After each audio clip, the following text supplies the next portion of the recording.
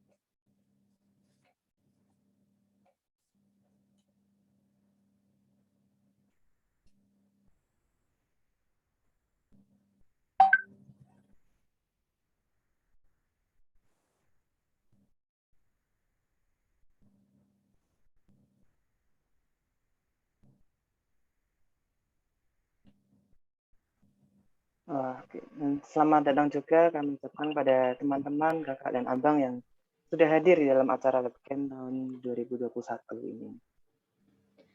Sebelumnya, kami akan membacakan beberapa rules nih yang perlu diperhatikan dan dilakukan oleh setiap peserta.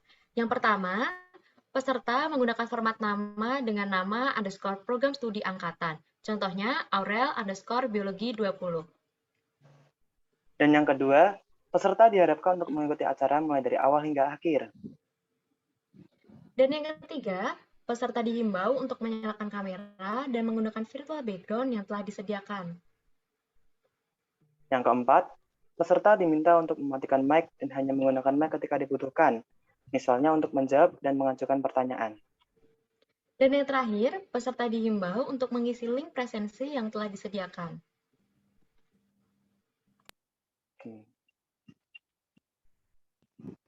Teman-teman, pada hari ini kita akan belajar mengenai betapa besarnya Allah dalam kehidupan kita.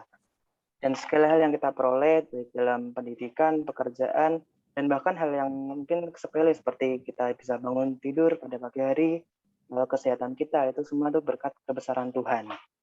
Oleh karena itu, untuk memulai sesi 1, kita akan mulai memuji dan mengagungkan kebesaran Allah dengan menyanyikan lagu How Great Is Our God.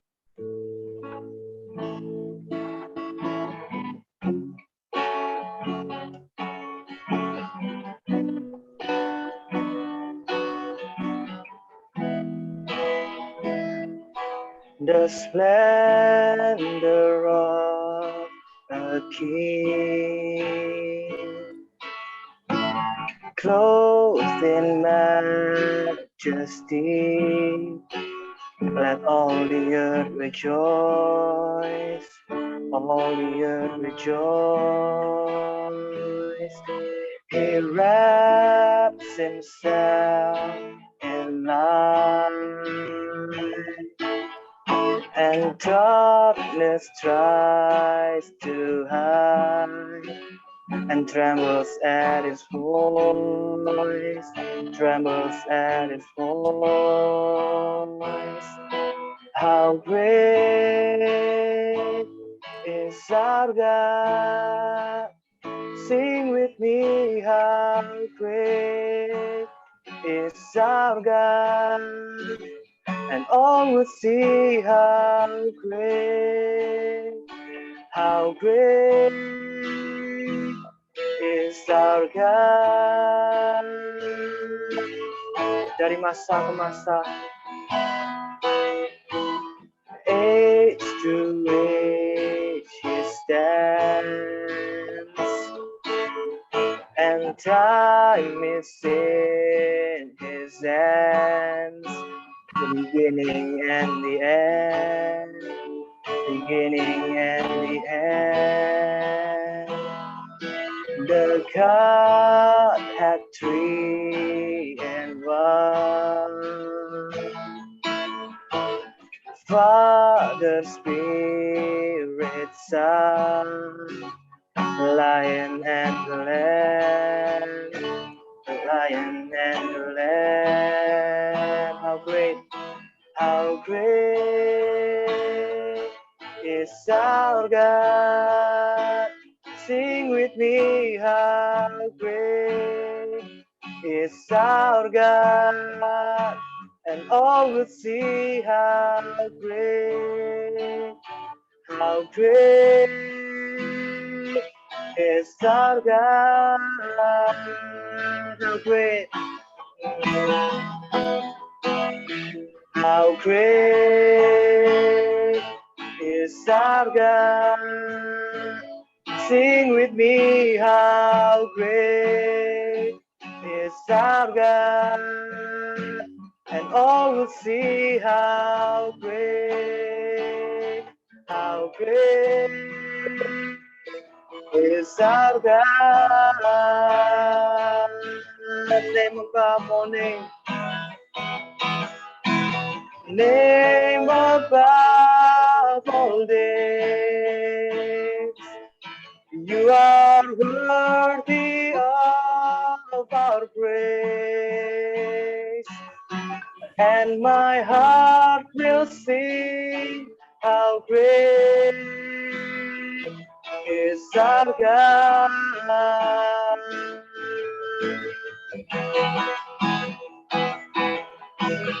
Name above all names, you are worthy of our praise, and my heart will sing how great is our God. How great,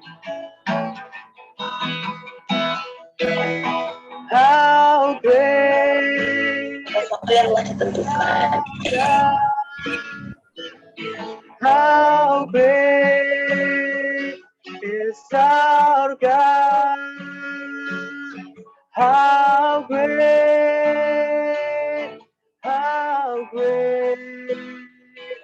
is our God? How great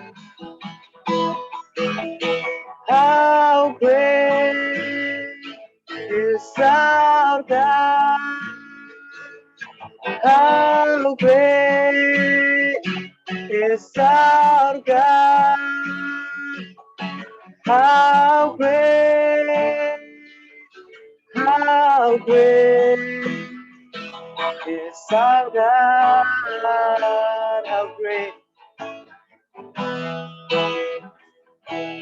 How great is our God?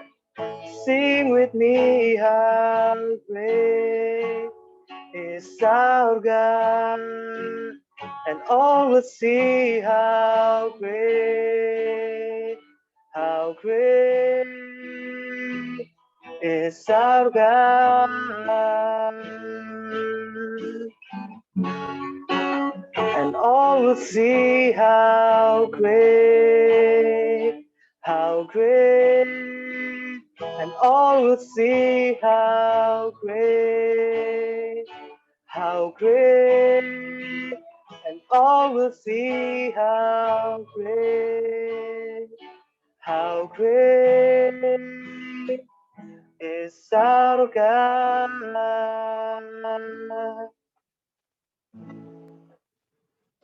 Sungguh indah nyanyi yang telah kita naikkan untuk Tuhan. Saat ini, untuk memulai sesi 1 ini, aku akan memimpin kita dalam doa. Mari kita berdoa. Tuhan, terima kasih berkat-Mu hari ini. Engkau telah mengumpulkan kami di room Zoom kali ini, Tuhan. Engkau telah menyertai kami dan memberkati kami sepanjang hari ini, Tuhan. Berkati webcam kami pada hari ini, terutama pada sesi 1 hari ini, Tuhan. Berkati Pendeta Rudi yang akan membawakan firman-Mu, Tuhan. Supaya apa yang disampaikan dapat bermanfaat bagi kami, Tuhan, dan bisa memuliakan nama-Mu, Tuhan. Terima kasih, Tuhan, di dalam nama Tuhan Yesus. Haleluya. Amin. Teman-teman, saat ini kita akan masuk sesi 1 yang bertema Red String Between Science and Christianity. Nah, sesi 1 ini akan dipimpin oleh seorang moderator, yaitu Kak Maurits Nicholas Watimena dari Biologi 19. Untuk lebih mengenal moderator kita, aku akan membacakan CV-nya. Nama lengkap Kak Maurits adalah Maurits Nicholas Watimena, yang sedang berpendidikan di studi S1 Biologi Universitas Diponegoro. Kemudian untuk pelayanan Kak Maurits di PMK FSM pada 2021 yaitu sebagai Kepala Bidang 3, SI Kepanitiaan dan Dana Usaha, dan pada 2020 sebagai anggota Bidang 1 SI Persekutuan. Selanjutnya, untuk kegiatan akademik, pada 2018 sampai sekarang menjadi anggota Gerakan Pemuda Gereja Protestan di Indonesia bagian Barat atau GPGPIB FATA DKI Jakarta. Dan pada 2016 sampai 2018 sebagai menjadi anggota Persekutuan Teruna atau PT GPIB FATA DKI Jakarta. Nggak usah berlama-lama lagi nih teman-teman, supaya kita bisa ketemu Kak Maurits. Selanjutnya, aku akan serahkan kepada Kak Maurits untuk memimpin sesi Tatsu. Kepada Kak Maurits, dipersilahkan. Baik, terima kasih Shalom untuk kesempatannya. Selamat siang teman-teman semua, perkenankan saya Maurits Nicholas Watimina akan memandu jalannya diskusi kita pada siang hari ini. Teman-teman semua, saat ini kita akan memulai sesi pertama dengan tema Red String Between Science and Christianity. Sesi ini akan dibawakan oleh Pendeta Rudianto MTH. Sebelumnya saya akan membacakan CV dari Kak Rudi terlebih dahulu. Pendeta Rudianto MTH atau yang lebih akrab disapa dengan Kak Rudi ini menyelesaikan S1 Teologi STT di Bandung untuk S1-nya dan S2-nya Teologi dengan bidang minat Teologi Publik dari Universitas Kristen Duta Wacana Yogyakarta. Dan saat ini sedang menyelesaikan disertasi untuk S3-nya dengan bidang minat Teologi Politik di Universitas Kristen Duta Wacana Yogyakarta. Beliau adalah dosen tetap di STT Abdiel Ungaran sejak tahun 2001 dan adalah dosen tamu STP Semarang sejak tahun 2018. Beliau merupakan pendeta jemaat dari Gereja Kristen Muria Indonesia atau GKMI Yogyakarta sejak Januari 2021. Bidang peminatan beliau ada di filsafat dan teori sosial kritis, serta studi kritis dan tafsir Alkitab. Teman-teman, kita sebagai anggota PMK FSM merupakan orang-orang Kristen yang belajar dan bekerja di bidang sains. Tentu memahami betul bahwa sains dan kekristenan merupakan dua hal yang sangat berbeda. Sains merupakan ilmu pasti yang dihasilkan melalui berbagai percobaan yang bersifat konkret dan empiris. Misalnya saja seperti teori atom, teori evolusi, dan lain sebagainya. Sedangkan kekristenan merupakan hal yang berada di atas segala teori-teori tersebut dan bersifat spiritual. Misalnya penciptaan manusia hingga berbagai mukjizat yang dilakukan Yesus selama di dunia. Kita, sebagai orang Kristen yang hidup di tengah ilmu pengetahuan, perlu memahami kedudukan sains dan kekristenan, serta garis merah yang menjadi relasi di antara keduanya. Kita akan belajar bersama pada sesi pertama ini. Kepada Bapak Pendeta Rudianto MTH, saya persilakan. Terima kasih banyak Bung Maurits. Selamat siang teman-teman sekalian. Di hari Sabtu yang cerah ini, siang-siang ini kita membicarakan mengenai benang merah antara sains dan kekristenan ya. Ya. Pertama-tama barangkali memang biasanya kita mendengar ada suatu anggapan bahwa antara filsafat dan iman, saya tulis kok filsafat ya, antara sains dan iman Kristen itu ada ketegangan. Ya. Kita bisa bertanya, ini kawan atau lawan? Nah, antara sains dan iman Kristen ya, kawan atau lawan? Nah sebetulnya pertanyaan ini bisa dijawab dengan memikirkan kembali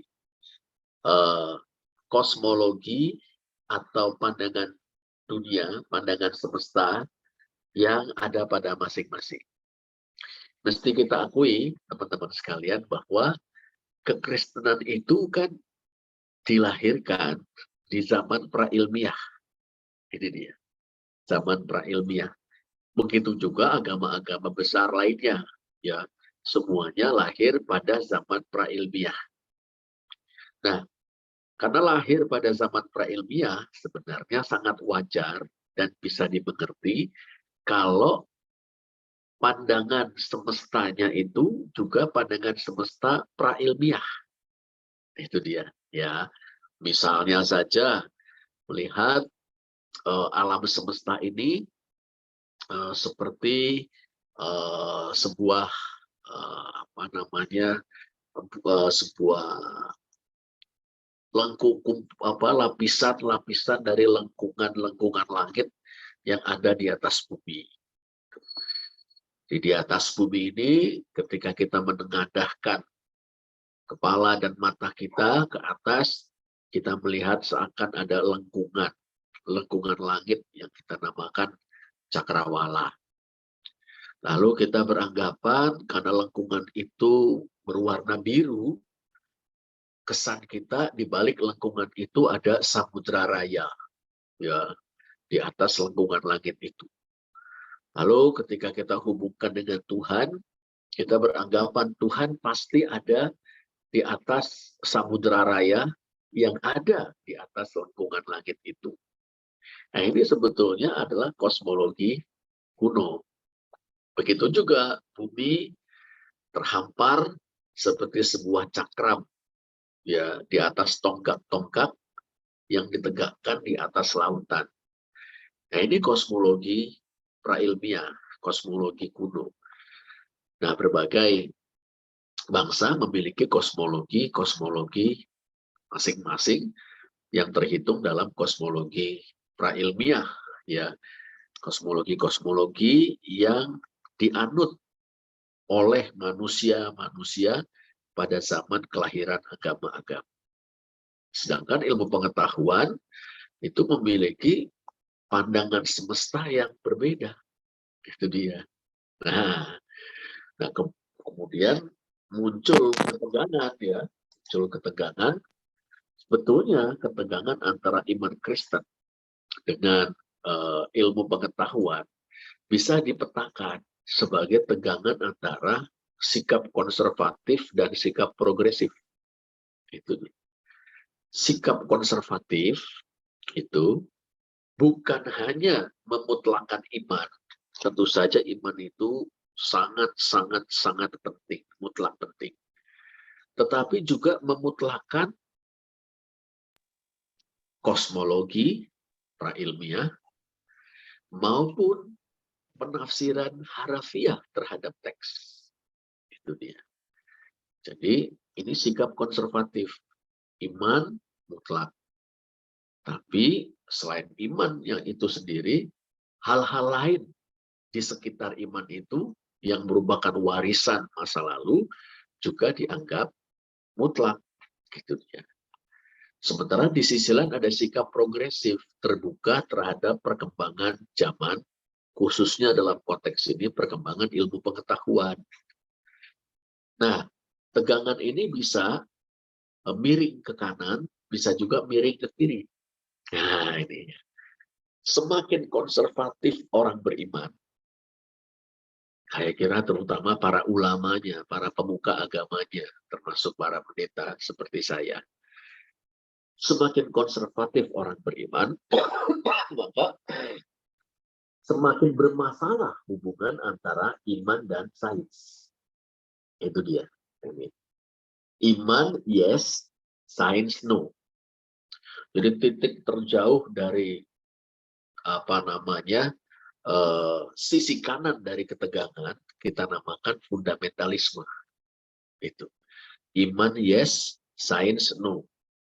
Itu dia. Nah, ini. Jadi yang paling penting iman. Sains itu apa itu? Yang akan menyelamatkan kita iman. Sains itu apa itu? Sains itu adalah wujud pemberontakan nalar manusia kepada kemuliaan Allah misalnya. Nah, ini sisi kanan dari ketegangan.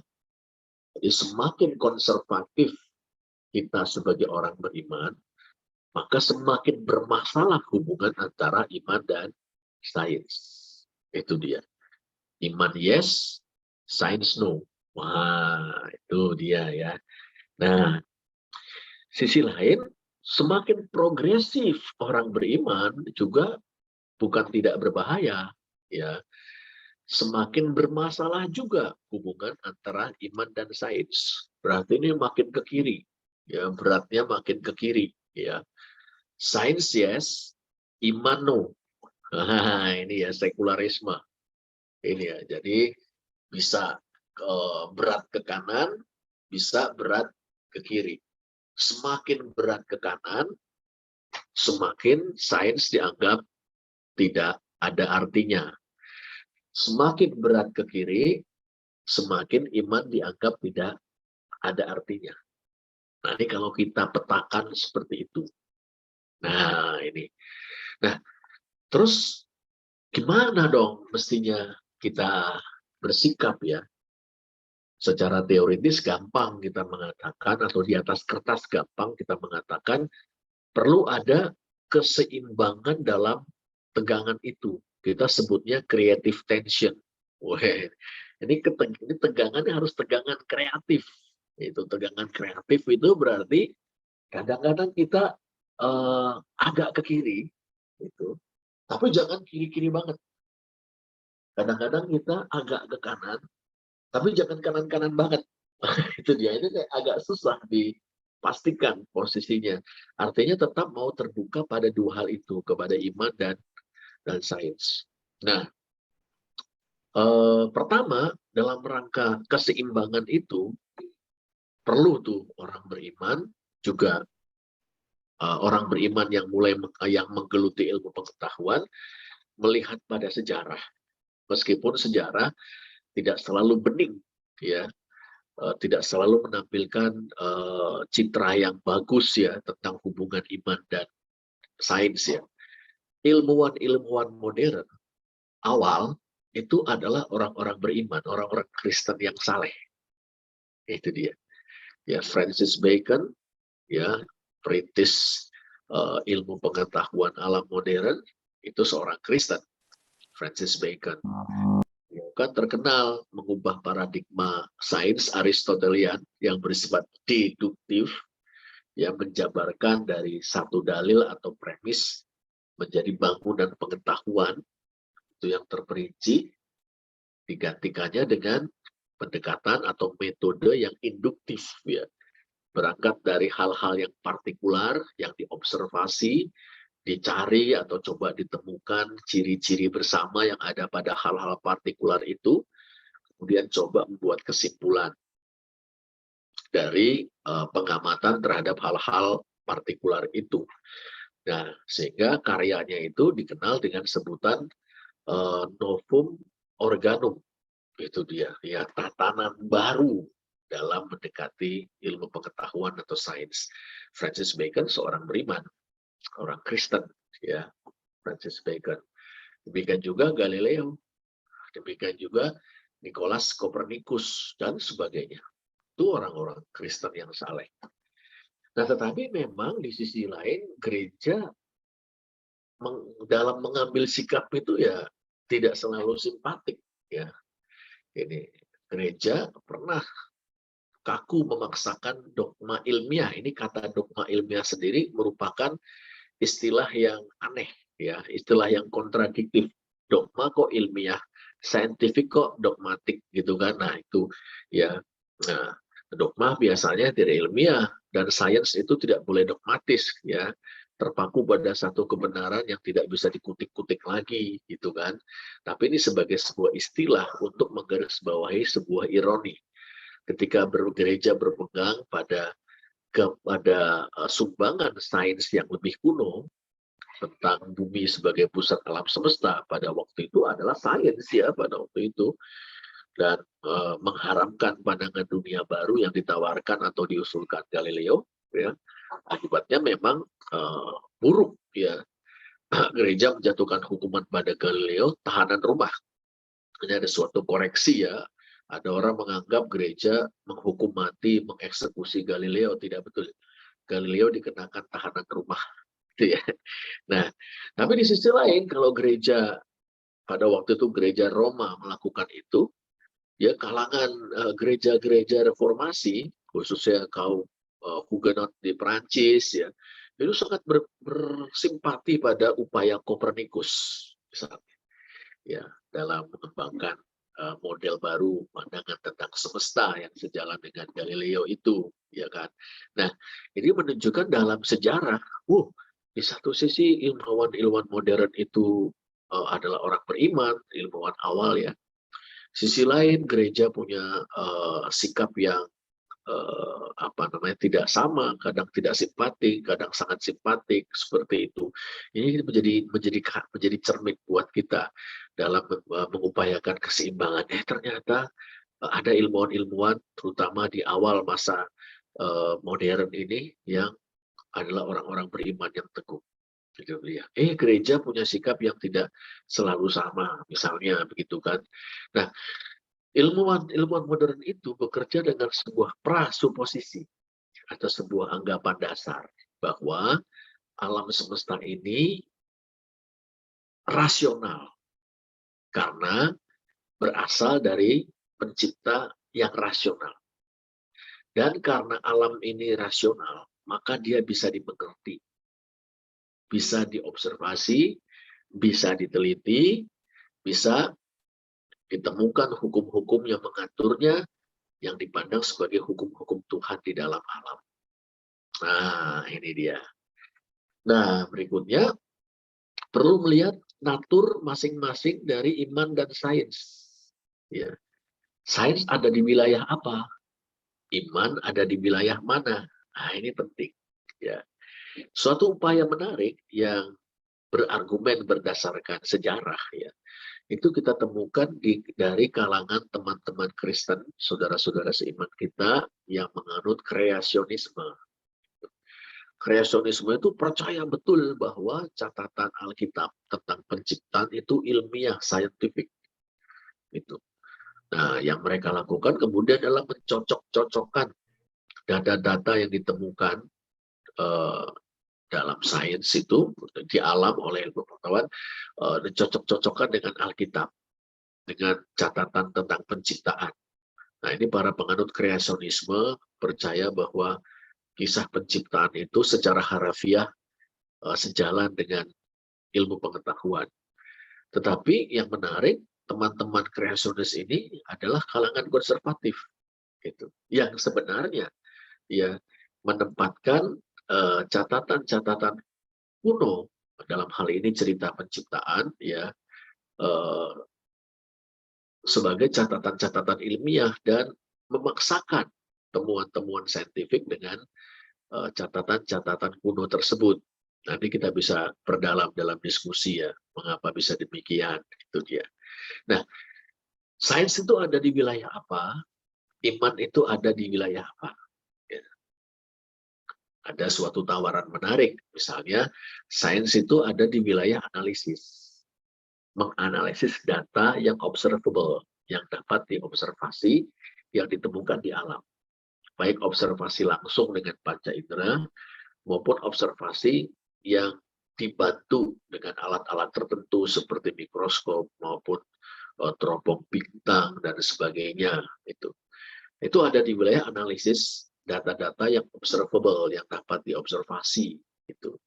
Dicarikan ciri-cirinya, dicarikan keterhubungannya, lalu nanti dibuat sintesisnya. Sedangkan iman ada di wilayah refleksi. Artinya sumbangan analisis dari sains kemudian direfleksi, direnungkan secara teologis oleh orang beriman.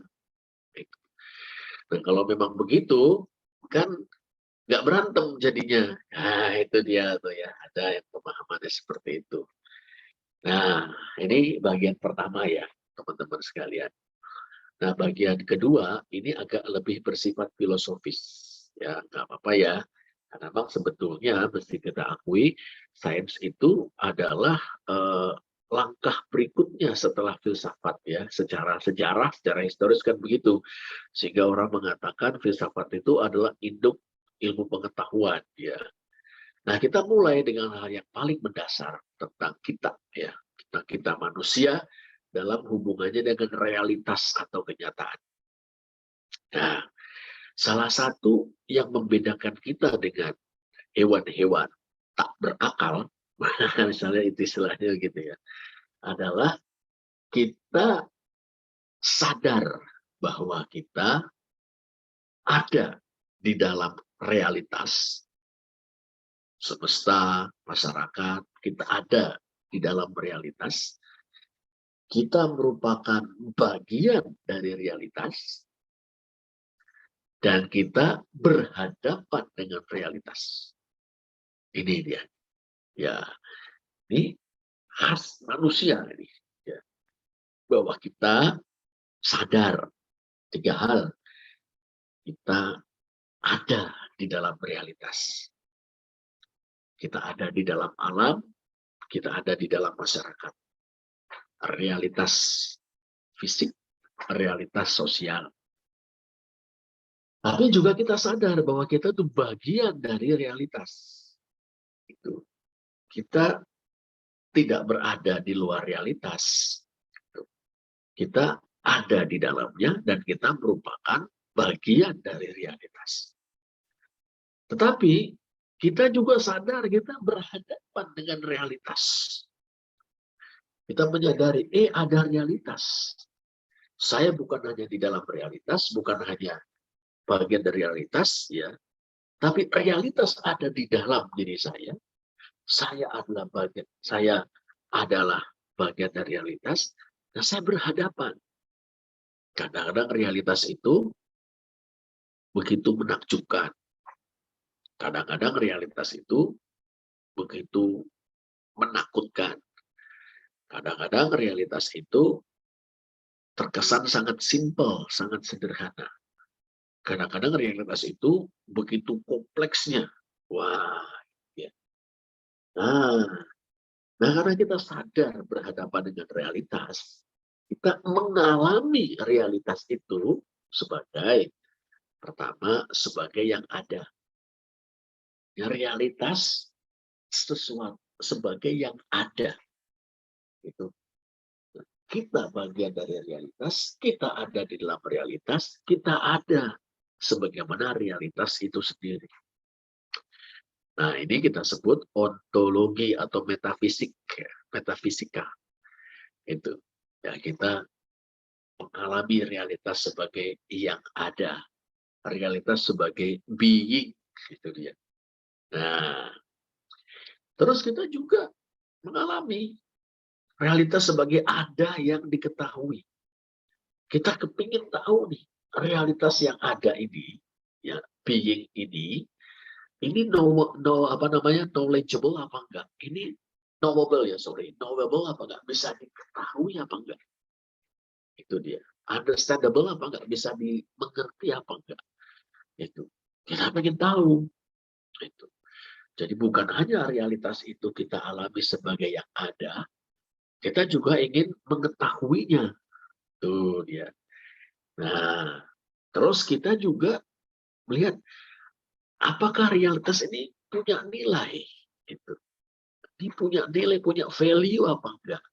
Sehingga itu merupakan sesuatu yang berharga. Baik value atau nilai etika, moral, ya, etis, moral, itu, maupun estetis atau keindahan. Gitu. Nah, ini ketika orang misalnya mencoba membangun sistem etika berdasarkan hukum-hukum alam, harmoni di dalam alam, nanti etikanya etika naturalis. Itu misalnya. Ya. Nah, ini realitas ini adalah sebagai yang ada, sebagai ada yang diketahui, sebagai ada yang memiliki nilai. Sebagai ada, ansih ada itu sendiri, kita sebut, kita melihat ini realitas ini bersifat ontologis atau metafisik. Sebagai yang diketahui atau bisa diketahui, nah, realitas bersifat epistemologis. Dan sebagai yang memiliki nilai, realitas itu bersifat etis atau estetis. Wah, ini ya. Baik, kita lanjutkan dulu nih penalaran kita. Terus gimana sikapnya terhadap realitas? Sikapnya. Bagaimana manusia atau kita menyikapi realitas itu? Apakah realitas itu disikapi sebagai misteri? sebagai tantangan intelektual atau sebagai alat kepentingan. Nah, ini dia nih. Ya. Teman-teman sekalian, ketika realitas itu ya disikapi sebagai misteri, maka yang muncul dalam diri kita adalah kekaguman. Kita kagum. Ya, kagum, misalnya saja kita sedang baring-baring di sebuah tanah lapang, rerumputan, malam, memandang langit bertabur bintang, misalnya. Wah, kagum. Gitu kan. Makanya nyanyian rohani, ya ada yang muncul dari kekaguman itu. Gitu ya. Ya, bila aku lihat bintang gemerlapan, misalnya kan, seperti itu. Lalu, ada juga kadang misteri itu menakutkan. Ya. Kita ada di tengah situasi dahsyat sekali di dalam sebuah kapal ya yang diombang-ambingkan oleh gelombang-gelombang raksasa di tengah lautan, sementara badai mengamuk ya. Mungkin seperti itulah kurang lebih pengalaman Yunus dan para pelaut ya, atau khususnya para pelaut ya, karena Yunus tidur itu di bagian paling bawah kapal, atau pengalaman murid-murid Yesus sampai mereka seperti memarahi Yesus ya, Guru, engkau tidak peduli kami binasa, karena ketakutan luar biasa itu. Wah, realitas ini menakutkan. Atau realitas itu sebagai sesuatu yang dicintai, ya, ditaati, ya, karena keagungannya, keindahannya menyentuh hati, wah kita mencintai, ya. Kita menaatinya juga. Nah, ini misteri. Nanti kita tahu ketika menyikapi realitas sebagai misteri, itulah agama. Itu dia. Nah, tapi teman-teman, realitas juga bisa disikapi, ditanggapi, diresponi sebagai tantangan intelektual. Wah, ini tantangan intelektual. Orang berangkat dari apa ke mengapa dan bagaimana. Itu dia. Wah, ini kenapa bisa begitu? Saya pengen tahu. Ya, rintisan pertama ialah yang bisa kita temukan dalam kita bisa belajar dari sejarah itu filsuf Yunani Thales. Ya, dia pengen cari tahu di balik semua harmoni yang dia jumpai dalam semesta ini. Dia pengen tahu asas yang mendasarinya, prinsip yang mendasarinya. Begitu. Dia mengatakan itu adalah air, itu misalnya. Itu dari Thales ya. Nanti ada yang menemukan berteori lain ya, ada yang mengemukakan api misalnya seperti Heraklitos ya. Wah, ini tantangan intelektual gitu. Bahwa realitas ini tidak dilihat semata sebagai misteri, atau kalau lebih ekstrim tidak dilihat sebagai misteri lagi, tapi sebagai tantangan intelektual. Itu tantangan intelektual. Kita ingin menaklukkan tantangan itu ya, dengan memahami unsur-unsurnya, dengan melihat hubungan di antara unsur-unsurnya, kemudian mampu melihat keseluruhannya. Wah, ini tantangan. Nah, di sinilah filsafat dan kemudian sains, yaitu ketika menyikapi realitas sebagai intellectual challenge, tantangan intelektual. Nah, ini ya, ada misteri, ada tantangan intelektual. Nah, kira-kira teman-teman ada posisi yang di mana sekarang ini. Nah, yang ketiga adalah alat kepentingan. Ya. Jadi, orang-orang yang begini melihat, oh, alat susah ada misterinya, oke. Tapi juga tantangan intelektual. Tapi bagaimana saya memanfaatkan tanggapan-tanggapan manusia terhadap realitas ini untuk kepentinganku, gitu. Untuk kepentingan suatu kelompok, ya. Kepentingan kekuasaan. Jadi realitas itu akan digunakan untuk atau dalam rangka kekuasaan. Nah, ketika realitas dipandang sebagai alat kepentingan, kita sebut ideologi, ya, sikap ideologis, Itu. Jadi misteri, tantangan intelektual, alat kepentingan. Misteri jadinya agama. Tantangan intelektual jadinya filsafat dan sains. Alat kepentingan jadinya ideologi. Ini ideologi apa namanya? In the worst sense of the word ya. Pengertian yang paling buruk dari kata itu sebagaimana dipahami pada abad 19 dan abad 20. Tapi ketika nanti ideologi itu awal abad 20, ketika ideologi nanti coba dinetralisir, sebetulnya lebih pada pengertian dasar negara. Ini agak beda kalau kita bicara ideologi Pancasila, bukan dalam arti ideologi dalam pengertian filsafat. Seperti ini ya. Oke, itu. Nah, kita lanjutkan sedikit lagi ya. Nih, kita coba bertualang dulu di petualangan pemikiran ya. Nah, teman-teman, kalau kita bicara tentang agama ya, kita bicara tentang agama itu adalah atau kita lihat dulu iman ya. Nanti secara sosiologis iman itu dirumuskan dalam berbagai bentuk menjadi agama. Ini adalah penerimaan terhadap misteri realitas.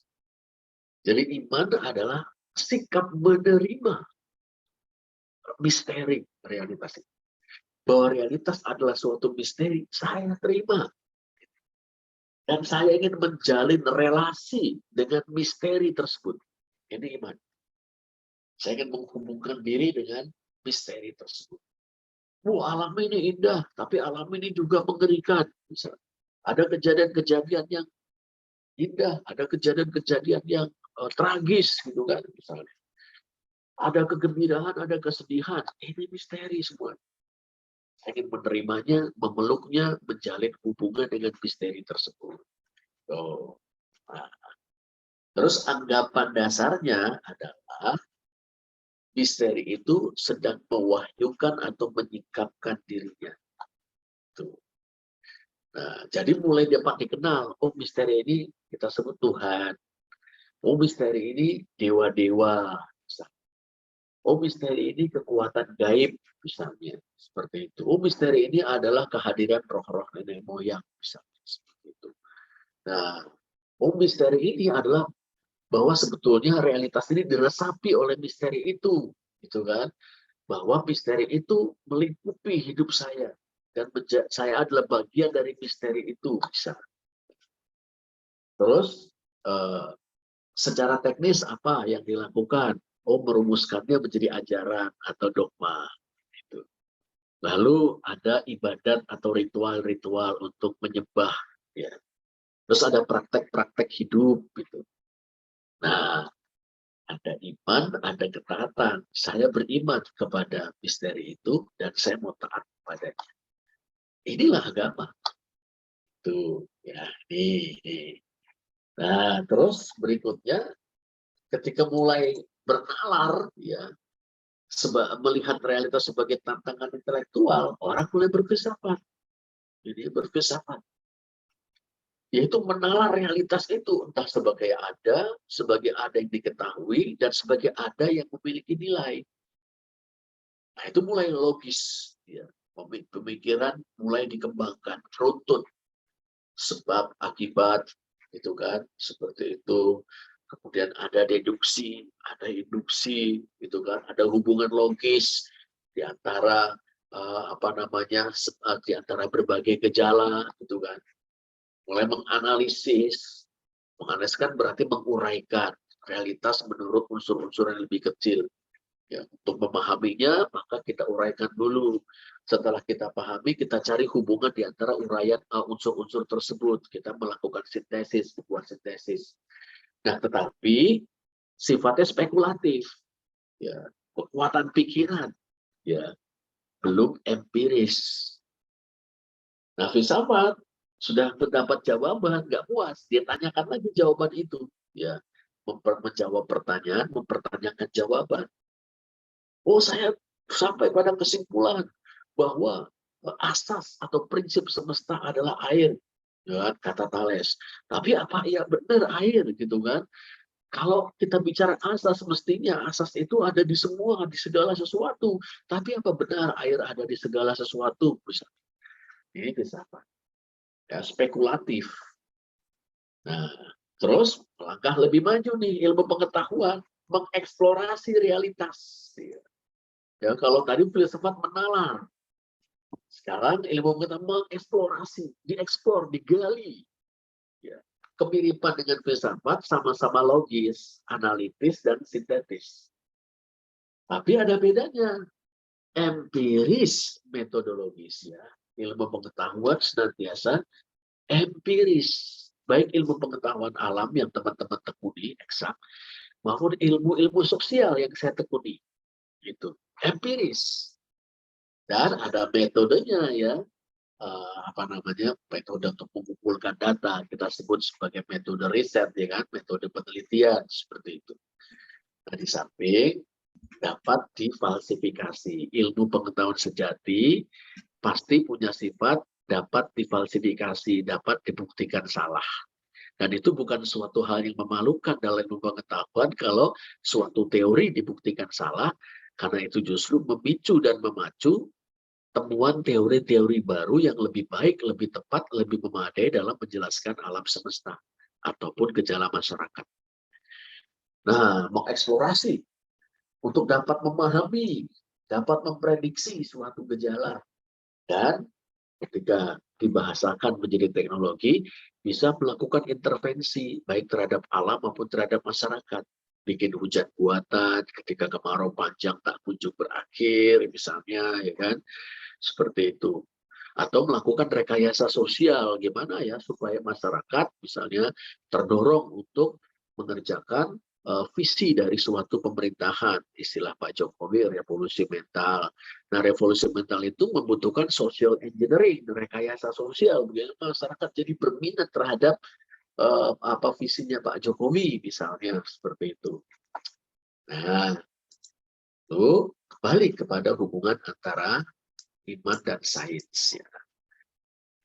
Kita udah petakan tuh ya tanggapan terhadap realitas. Kita sekarang masuk ke bagian ketiga, kembali ke hubungan antara iman dan sains. Boleh kita kemukakan ya, dua-duanya bicara tentang truth, tentang kebenaran. Itu. Di sains ya, sains melihat kebenaran sebagai fakta realitas. Fact of reality, fakta realitas. Itu yang nanti harus dianalisis, yang nanti harus dibuatkan sintesisnya, itu kan. Ini kebenaran sebagai fakta realitas. Iman melihat kebenaran sebagai makna realitas. Berarti kebenaran punya aspek faktual, aspek fakta. Kebenaran juga punya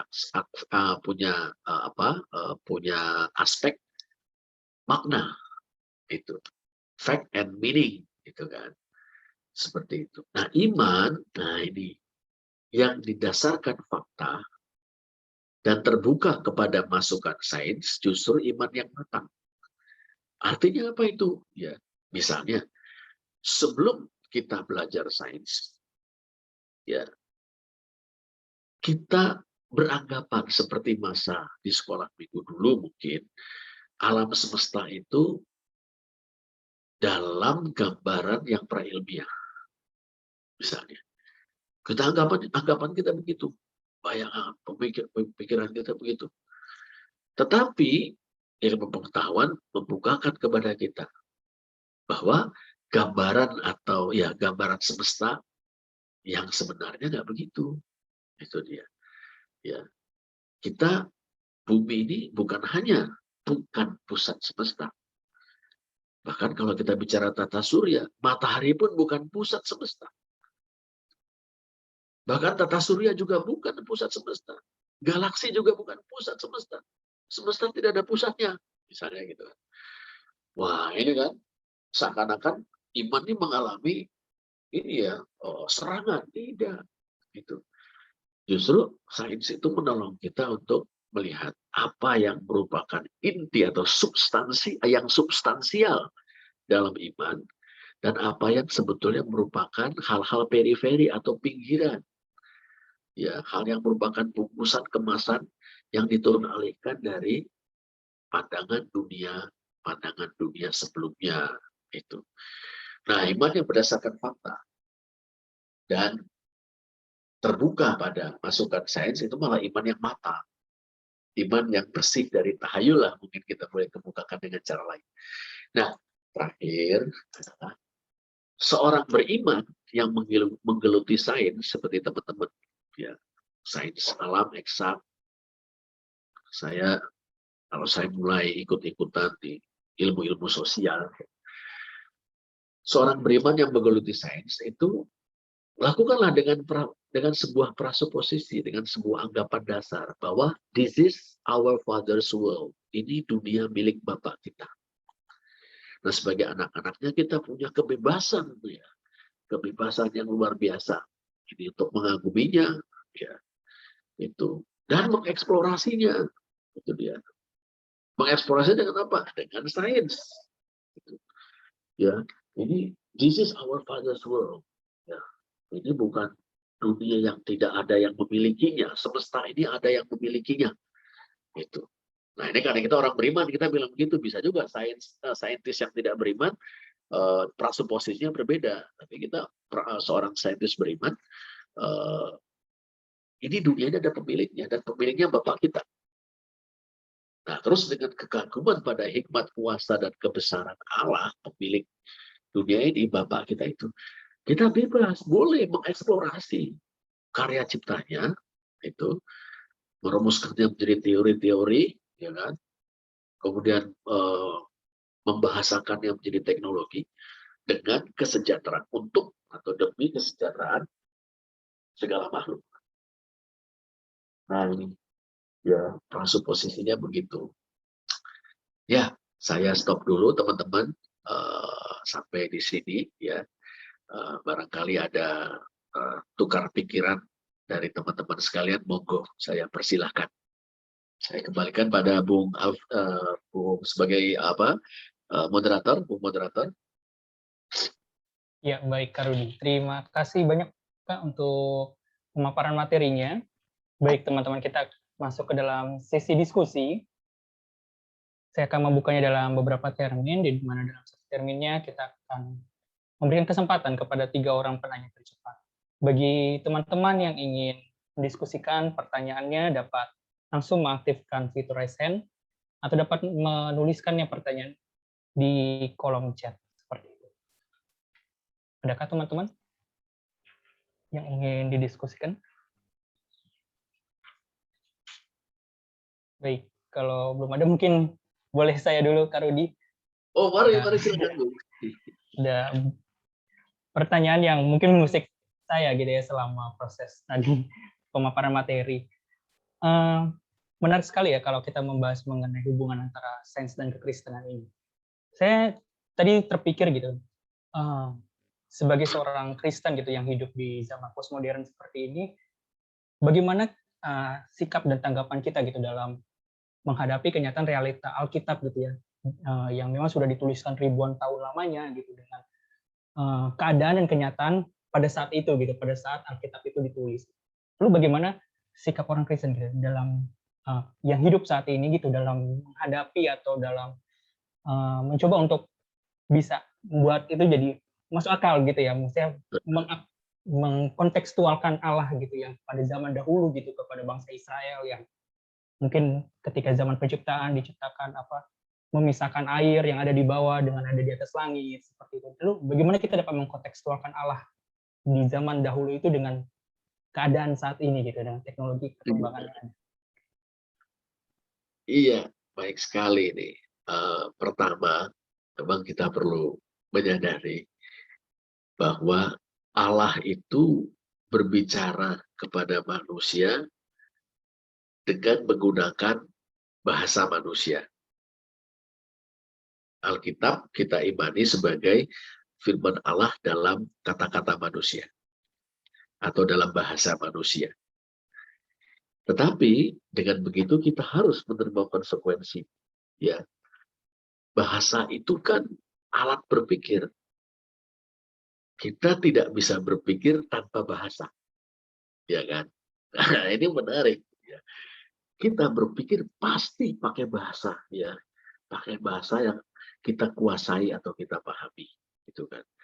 Padahal bahasa itu terbentuk secara sosial, historis. Bahasa kita terbentuk secara sosial. Gitu.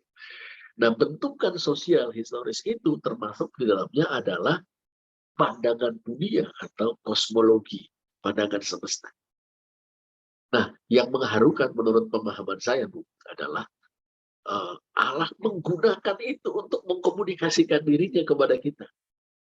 Berarti bahasa yang memuat kosmologi itu, misalnya, bahkan bahasa yang memuat sebutlah prasangka-prasangka zaman itu, tetap dipakai Allah untuk berkomunikasi dengan kita.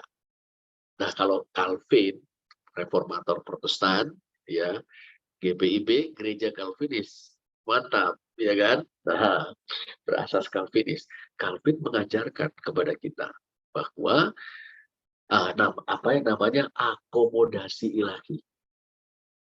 Jadi Allah mengakomodasikan dirinya dengan kita supaya untuk berkomunikasi dengan kita. Apa artinya? Wah, tentu saja yang dia katakan itu melibatkan kosmologi ataupun prasangka-prasangka yang hidup dalam masyarakat. Jadinya tidak ilmiah kalau dalam kacamata sekarang. Gitu dia. Masa memisahkan air yang di bawah dengan air yang di atas, gitu kan? Apa itu, gitu kan? Tapi buat orang zaman itu, para imam yang menulis kisah itu, gitu kan, mudah sekali mereka pahami, ya, bahwa semuanya semula samudra raya ini, kemudian intervensi ilahi membelah itu menjadi dua, gitu. Jadi ada yang di atas, ada yang di bawah, itu dia. Nah, tengah-tengahnya itu namanya rakia. Rakia bahasa Ibrani artinya cakrawala, itu yang dibayangkan sebagai bendungan raksasa yang membendung air yang di atas itu dengan air yang memisahkannya dengan yang di bawah. Nah, itu kosmologi bangsa-bangsa Asia Barat Daya kuno. Tetapi kan kemudian kita mikir, maksud Allah apa ya? Kok pakai cerita macam ini? Kok cerita macam ini dipakai? Ini kan kosmologi orang zaman itu. Kenapa dia pakai ini? Oh, mau mengkomunikasikan sesuatu bahwa ya bahwa semesta ini sebetulnya kompleks, tapi ada yang ngatur, yaitu Allah. Itu dia. Dan ngaturnya itu untuk tujuan kemanfaatan bagi kita manusia. Jadi dengan menggunakan alam berpikir yang seperti itu, cara berbicara seperti itu, dia mau mengkomunikasikan suatu kebenaran. Seperti itu. Wah, ini ada yang mengatur, ya, itu saya. Pokoknya cara mengaturnya digunakan bahasa yang dikenal waktu itu. Itu dia. Nah, kurang lebih begitu, Bu. Pemahaman saya demikian, ya, pemahaman Kak Rudi, ya. Baik, Kak. Berarti di sini poin penekanannya adalah lebih ke arah makna gitu ya, bagaimana Allah menggunakan konsep pada zaman itu untuk menyatakan kebesarannya atau seperti apa begitu ya. Betul sekali. Iya, betul. Berarti bisa dikatakan bahwa memang Allah masih cukup kontekstual ya untuk zaman seperti ini gitu, dengan keadaan seperti ini memang mungkin konsepnya sudah berbeda pada zaman bangsa Israel dahulu. Benar, dan yang menjadi tantangan bagi kita sekarang adalah ya gambaran dunia, gambaran semestanya sudah berbeda. Yang prailmiah sudah digantikan dengan yang ilmiah. Tantangannya adalah masihkah kita bisa bicara secara kontekstual dan bermakna untuk orang di zaman ini yang gambaran semestanya sudah berbeda dengan masa silam. Ini tantangan betul nih, tantangan betul, Bu. Dan ini sangat menarik, meskipun juga mungkin agak berisiko ya. Wah, bisa-bisa kita frustrasi nih, gitu kan. Nah, ini tantangannya nih. Bu Moritz. Ya, baik. Terima kasih Kak Rudi untuk jawabannya. Sangat menjawab. Baik, mungkin teman-teman ada yang terpancing untuk bertanya lagi, begitu mengusik dirinya untuk bertanya lebih dalam mengenai hubungan antara sains dan kekristenan ini, teman-teman. Mungkin? Ya, saya mau tanya. Oh ya, silakan, Bang. Ya, tadi kan dijelaskan tadi sama Pak Budi bahwa tentang pengetahuan dan dan alam semesta ini, dan apalagi pengetahuan tentang Tuhan itu kadang sulit itu ya, Kadang pengetahuan yang dirancang manusia itu dengan untuk mendekati alam hanya mendekati gitu, mendekati. Kadang kalau kenanya tidak. Memang kalau dikatakan, saya sedikit mengutip dari Mazmur 139 ayat 6, bunyinya bila ada mimeni nisgeva loukallah. Yang pengetahuan ini juga sudah dari zaman dari zaman Musa membela laut, bahkan sampai ceritanya tembok Yeriko yang runtuh. Ada memang saya baca jurnal membahas tentang itu, jurnal yang membahas membahas tentang terbelahnya laut Teberau, yang kemudian dari Mazmur, dari Kejadian Keluaran 15 itu Asira Ladonai, lagu itu Asira Ladonai Kigauga dan seterusnya. Makanya seperti yang katanya tadi Mazmur 139 tadi, pengetahuan itu tinggi sekali.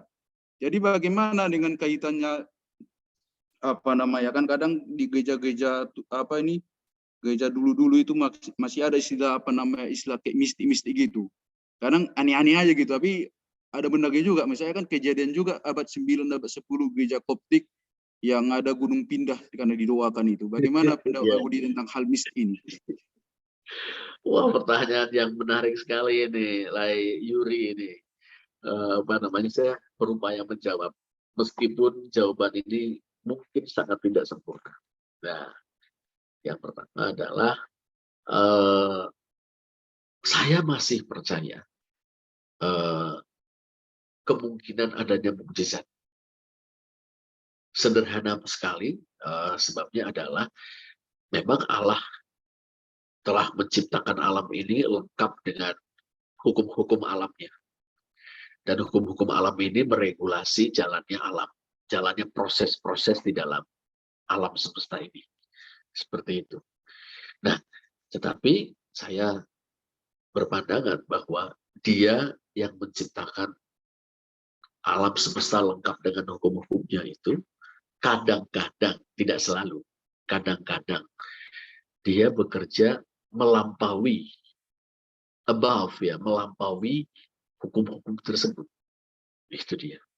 Jadi pada umumnya atau biasanya atau hampir selalu Dia bekerja melalui hukum-hukum alam.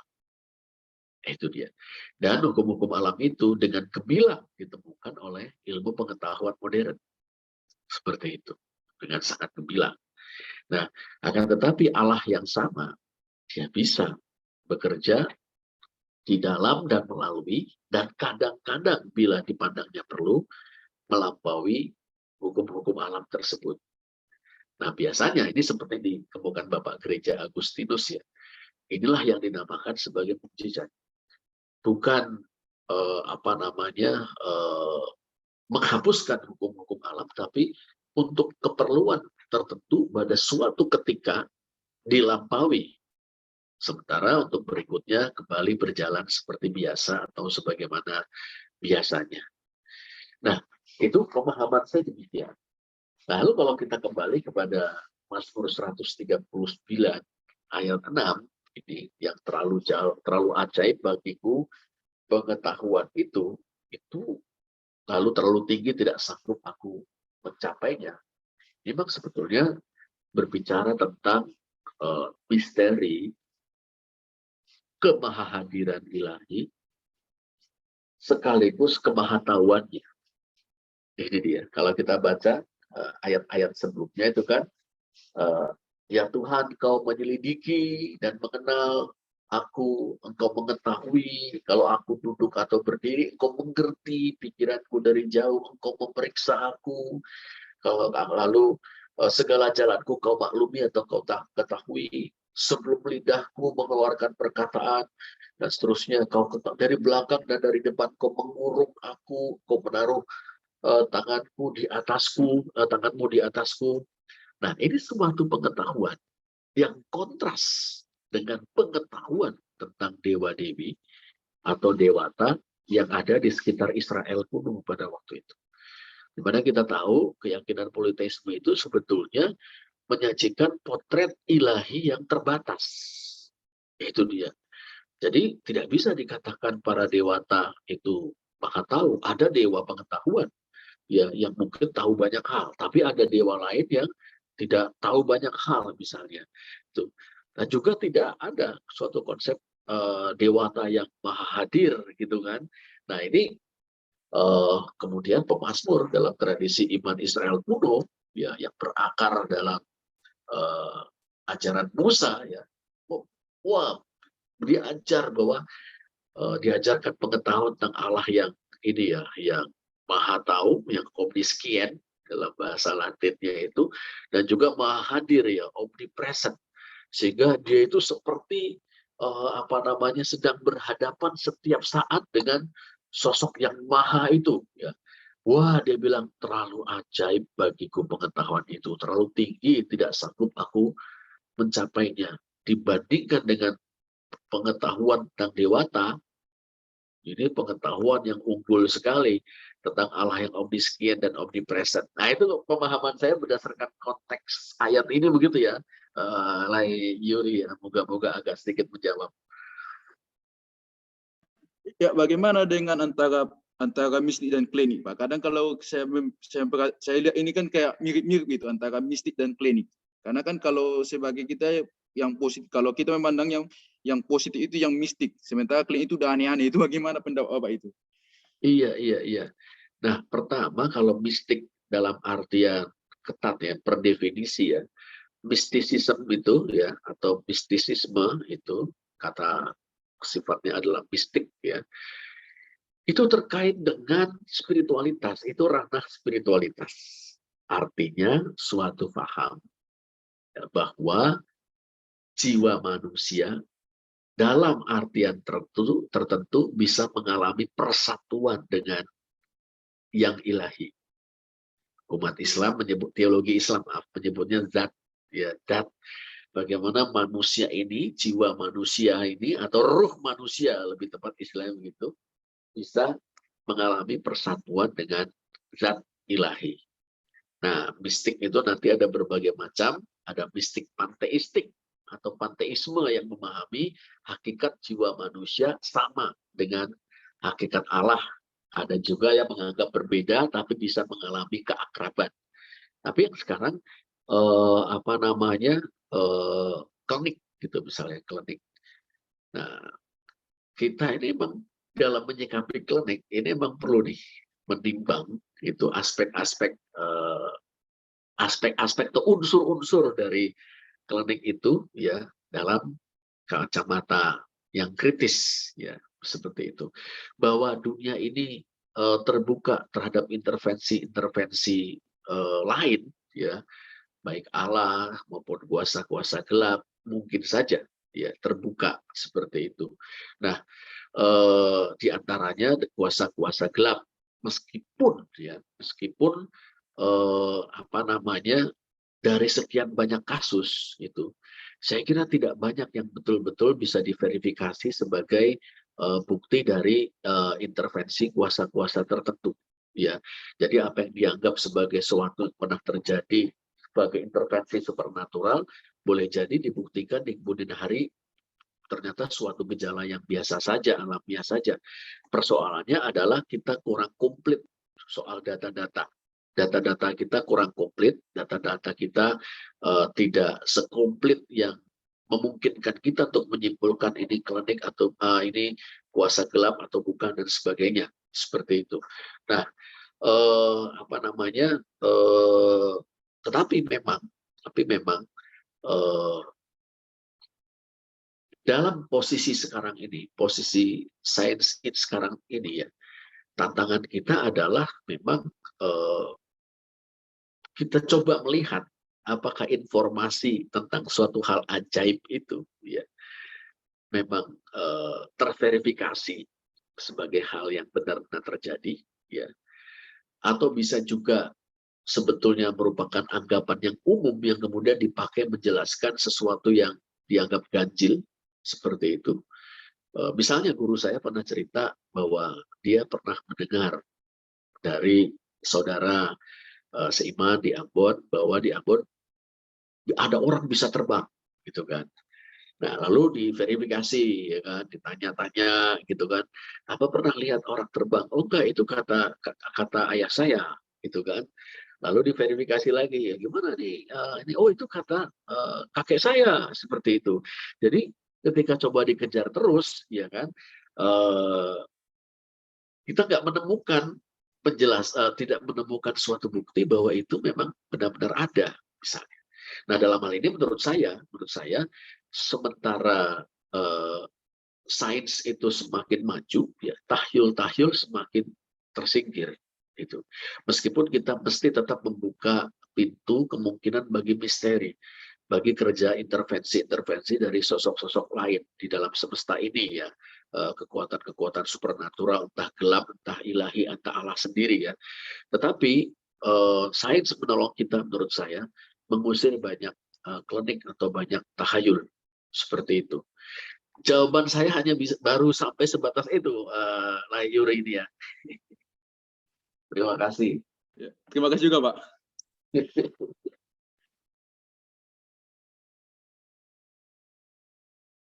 Baik, terima kasih untuk jawabannya, Kak Roni, dan terima kasih pertanyaan juga, Bang Yuri. Baik, Mas, kita masih ada cukup waktu, mungkin bagi teman-teman lagi yang ingin bertanya, dipersilakan lewat kolom chat atau langsung mengaktifkan fitur raise hand.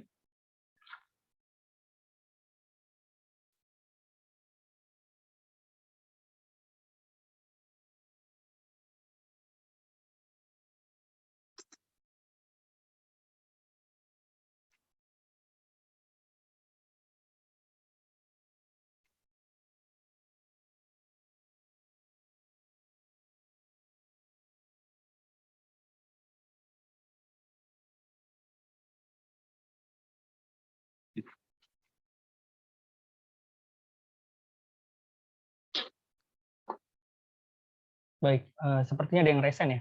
Yefta, dipersilakan langsung. Oke, terima kasih Bang Mors atas kesempatannya. Mungkin aku izin bertanya terkait kira-kira bagaimana cara yang tepat gitu ya, cara menghadapi orang-orang yang sekiranya condong ke, misal condong ke sisi kiri ke sains, atau juga ada yang condong ke sisi kanan ke arah iman gitu. Nah, padahal kan tadi Bapak Rudi menjelaskan kalau sebaiknya bisa diseimbangkan. Kira-kira bagaimana cara kita menghadapi orang-orang demikian? Dan itu lagi. Wah, baik sekali, Bung Yefta. Ini pertanyaan baik sekali, ya. Gimana kita berbicara dengan kawan-kawan yang cenderung ke kiri dan yang cenderung ke kanan, ya. Itu.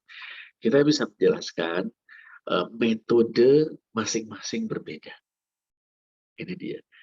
Metodenya, jadi metode pandangan semesta, metodenya masing-masing berbeda.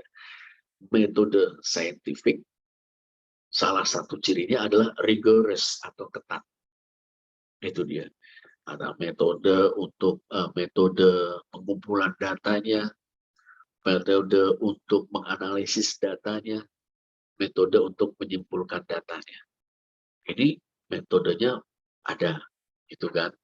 Nah, tapi memang metode ilmu pengetahuan itu menolong kita untuk menginterpretasi data, mendapatkan pemahaman tentang data, tentang fakta, kebenaran sebagai fakta saintifik. Tetapi tidak membawa kita kepada maknanya. Itu dia. Nah, ini. Nah, jadi teman-teman di sebelah kanan itu mengabaikan sains, seakan-akan sains tidak memberikan fakta, kebenaran sebagai fakta, lalu menganggap kebenaran sebagai fakta itu hanya ada pada iman. Ini keliru. Iman menyediakan makna. Sains menyediakan fakta yang dianalisis. Mereka juga teman-teman di sebelah kiri itu, ini lupa bahwa meskipun fakta sudah dianalisis, kita butuh makna. Makna fakta, makna hidup ini. Nah, jadi sebenarnya dua-duanya saling membutuhkan. Antara yang menitik beratkan fakta dan yang menitik beratkan makna. makna dan fakta berjalan fakta dan makna berjalan seiring, membuat kita jadi utuh dan kita terhindar dari ekstrim. Karena biasanya kalau ekstrim itu kita akan cenderung memandang realitas ini dengan ini ya, dengan timpang. Itu dia. Jadi kalau boleh saya usul, kalau obrolan santai dengan teman-teman itu yang menitik beratkan makna, makna, kamu butuh fakta yang dianalisis, sains menyediakan. Kalau yang wah ini fakta, ya tetap butuh makna. Disitulah iman menyediakannya. Nah, kurang lebih seperti itu, Bro Yefta ya. Oke, baik. Semoga sedikit menjawab. Berarti apa ya? Sebisa mungkin kita menjawab kebutuhannya. Kalau misal ada orang yang lebih mengutamakan fakta, kita bisa ngobrolin dengan maknanya gitu. Dan juga sebaliknya kalau orang itu lebih condong ke makna, kita bisa ngobrol santai juga soal faktanya gitu. Jadi bisa menyeimbangkan kedua hal itu ya. Iya, betul. Oke, terima kasih Rudi. Sama-sama Bro Yefta. Baik, terima kasih pertanyaannya Yefta dan tanggapannya dari Kak Rudi. Ya, sebenarnya menarik ya untuk saat ini cukup banyak ya kalau kita perhatikan golongan-golongan tertentu gitu ya dengan ekstremitas tertentu yang lebih ekstrim, misalnya seperti anti vaksin seperti itu kan. Oh, ini tidak berdasarkan agama kayak gitu kan. Atau misalnya ketika orang sedang memaksa untuk datang beribadah langsung harus di tempat kayak begitu kan. Padahal kita tahu sedang situasi kondisi pandemi seperti kita harus menjaga jarak gitu, penyebar seperti itu. Iya, betul. Berarti memang perlu ya keseimbangan di sini antara iman dan ilmu kita gitu ya. Jangan sampai terlalu mabuk agama begitu kan. Jangan sampai terlalu mabuk agama ya. Ya, itu mungkin ya istilah mungkin tepat. Iya. Ada lagi mungkin teman-teman sebagai pertanyaan penutup mungkin gitu ya, yang ingin ditanyakan atau didiskusikan kembali, yang mungkin masih menggantung gitu, berhubungan dengan topik penelitiannya, mungkin skripsinya, KP-nya, begitu kan, yang ingin coba dikorelasikan dengan iman kita, mungkin ada kakak abang, teman-teman. Sepertinya cukup ya. Atau sudah terlalu pusing karena makin siang makin panas kayaknya ya. Bahaya mengantuk juga mengancam. Oh iya betul. Nah teman-teman, kita masih ada sesi kedua nantinya ya, akan membahas lebih detail lagi mengenai perbedaan gitu ya, beberapa hal yang menjadi penekanan dari iman dan ilmu kita. Baik, kalau memang sudah tidak ada, saya hitung mundur saja, mungkin ada yang mau bertanya. 5, 4, 3, 2, 1. Ya. Oke, baik teman-teman, sesi diskusi kita pada sesi pertama ini telah berakhir. Terima kasih banyak untuk teman-teman yang sudah bertanya dan masih aktif mendengarkan ya sampai saat ini. Baik, sedikit saya akan menyimpulkan beberapa hal yang saya catat tadi dari sesi pertama ini mengenai keterkaitan benang merah antara sains dan iman Kristen. Sains dan iman Kristen apakah kawan atau lawan? Pada dasarnya bahwa memang kekristenan lahir sebelum zaman pra-ilmiah. Dan memang kita tidak dapat menaifkan bahwa ada ketegangan antara sikap yang konservatif seperti itu dengan sikap yang progresif.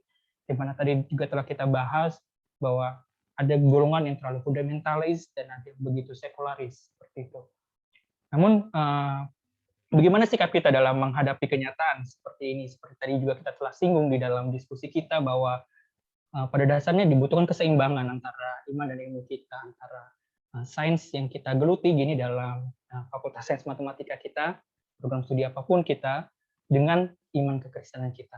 Jangan sampai kita terlalu begitu condong kepada satu pihak sikap itu, tapi harus menyeimbangkannya di dalam menjalani kehidupan kita sehari-hari. Lalu kita juga perlu melihat bahwa bagaimana sebenarnya iman itu sendiri berdiri gitu ya di dalam realitas kehidupan kita dan bagaimana sains itu juga ada di dalam kehidupan kita. Pada dasarnya bahwa manusia itu sebagaimana yang tadi dikatakan, sebagaimana yang ada, itu mencoba untuk mencari tahu gitu ya realistisnya kehidupan seperti apa lewat misteri gitu, tantangan intelektual dan kepentingan. Dimana spiritual ada di dalam misteri tadi dan sains ada di dalam tantangan intelektual. Dalam iman kita menerima misteri realitas itu dan menjalani relasi dengan misteri realitas tersebut dengan ajaran agama kita gitu ya, kekristenan ini, dengan ritual-ritual peribadatan kita kepada Tuhan yang kita sembah dan muliakan sebagai Sang Pencipta seperti itu. Dan juga dalam tantangan intelektual kita melihat filsafat dari pengetahuan itu di dalamnya kita mencoba untuk mengeksplorasi realitas yang ada, menjawab hal-hal yang mungkin belum kita ketahui sebelumnya gitu, kita mencoba untuk melalar dan mengkajinya gitu ya secara logis, analitis seperti itu. Lalu bagaimana hubungan antara iman dan sains ini? Bahwa pada dasarnya memang sains berdiri berdasarkan fakta realitas dan iman berdiri berdasarkan makna realitas gitu. Tetapi bukan berarti bahwa sains dan iman tidak dapat dikorelasikan. Dengan pandangan tadi penutup bahwa kita harus punya anggapan dasar presupposisi bahwa this is our Father's world, di mana bahwa kita dapat menggunakan iman kita untuk mengekspresikan kekaguman akan hikmat, kuasa, dan kebesaran dari Allah Sang Pencipta, dan kita dapat mengeksplorasi karya ciptaan itu lewat studi peminatan bidang-bidang kita di sains ini. Mungkin itu sedikit yang dapat saya simpulkan, dan mungkin ada sedikit closing statement, ya, closing remark dari Kak Rudi untuk menutup sesi pertama ini. Iya, terima kasih Bu Moritz. Kembali kepada pertanyaan awal, antara ilmu pengetahuan atau sains dengan iman Kristen, kawan atau lawan, maka pemahaman saya, keyakinan saya, dua-duanya adalah kawan. Bahkan bisa menjadi kawan baik, meskipun ada orang-orang yang menjadikannya sebagai lawan. Tapi kedua-duanya adalah kawan baik. Terima kasih. Baik, terima kasih Kak Rudi untuk kesimpulannya. Baik, dengan telah disimpulkannya sesi pertama ini, maka berakhir pula sesi pertama kita yang membahas mengenai benang merah antara sains dan kekristenan. Saya atas nama moderator mengucapkan mohon maaf sebesar-besarnya apabila terdapat kesalahan dalam perkataan dan perbuatan saya. Terima kasih banyak Kak Rudi untuk pemaparan materi dan sesi tanya jawabnya di sesi pertama ini. Dan saya kembalikan lagi kepada MC. Silakan, Shalom dan ya. Terima kasih Kak Rudi dan juga Kak Maurits. Wah, nggak kerasa ya teman-teman, saat ini kita sudah ada di penghujung sesi 1 webcam. Semoga pengetahuan yang kita peroleh dari materi sesi 1 tadi dapat berguna baik ke depan kita. Dan sekarang ini kita akan menutup sesi dengan doa. Doa penutup akan dibawakan oleh Kak Rudi. Kepada Kak Rudi, dipersilahkan. Mari kita berdoa. Bapa Surgawi, kami bersyukur atas iman yang Tuhan karuniakan kepada kami melalui pekerjaan Roh Kudus yang menerapkan firman-Mu dalam hati dan pikiran kami. Kami bersyukur juga untuk ilmu pengetahuan, sains yang boleh kami geluti dan akan menjadi bagian dari hidup kami. Dalam semuanya itu Bapa, biarlah kami boleh memiliki suatu keyakinan bahwa kami hidup dalam dunia milik-Mu, sedangkan Kau adalah Bapa kami. Dan kami dapat mengeksplorasi seluas-luasnya, sekaya-kayanya sains, ilmu pengetahuan sesuai dengan bidang atau disiplin ilmu kami, dengan sukacita, dengan gembira, dan kerinduan besar untuk menjadi berkat bagi banyak orang. Terima kasih Bapak Surgawi. Kami akhiri percakapan di sesi ini dengan mengucap syukur dalam nama Tuhan Yesus. Amin. Terima kasih, Kak. Sebelum mengakhiri sesi 1 ini, kita ada foto bersama dulu nih. Kepada kakak, abang, dan teman-teman semua, dipersilakan untuk on cam ya. Yuk on cam yuk semuanya yuk. Dan jangan lupa pakai background yang udah di-share di Jarkom dan juga di kolom chat.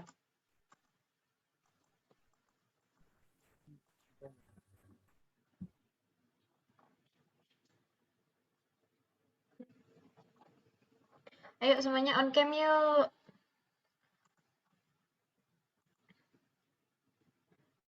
Angie, Yusuf, Marcel, Karesta, yuk semuanya on cam.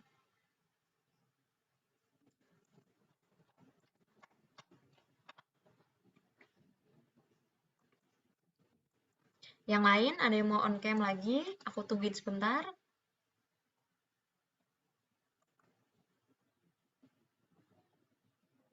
Oke, aku serahkan kepada si PDD untuk fotonya. Oke, aku hitung sampai 3 ya. 1, 2, 3. Oke, udah.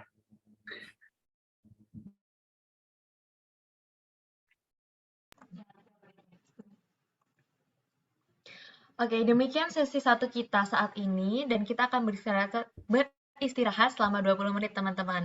Dan kepada semua teman-teman, dipersilakan untuk makan, minum, atau perenggan dulu ya. Tapi jangan meninggalkan Zoom meeting ini, karena nanti jam 2 kita akan mulai sesi 2 lagi. Jadi boleh istirahat, tapi nggak boleh leave dari Zoom meeting ya. Oke, teman-teman semua bisa istirahat dulu dan diharapkan untuk bersiap lagi sebelum jam 2.